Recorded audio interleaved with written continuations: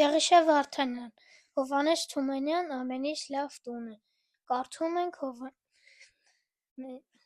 կարդում ենք մայրիկիս հետ։ Էնտեղ, ուր հովը խաղում է ազատ, ու ջուրն աղմկում անվերջ փրփրում, էնտեղ իր բարի, իր սիրող մոր հետ մի շատ անհանգիստ տղա էր ապրում, մի գորշ խրճիթում, մի հին խրճիթում, գետի եզերքին, ծառերի տակին։ Մի օր էլ եկավ անհանգիստ տղան, կանգնեց իր բարի, իր սիրող մոր դեմ. «Մայրիկ, էնտեղից պետք է հեռանամ: Միակ ջանջալի տեղը, որ գիտեմ, էս գորշ խրճիթն է, էս հին խրճիթն է, գետի եզերքին, ծառերի տակին: Թող գնամ շրջեմ աշխարհից աշխարհ, ճամփորդեմ լավ-լավ տեղեր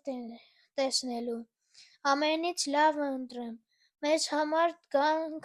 գամ քեզ էլ առնեմ ու փախչենք հեռու էս գորշ խրճիթից, էս հին խրճիթից, գետի եզերքին, ծառերի տակին»։ Ու գնաց երկար թափառեց տղան,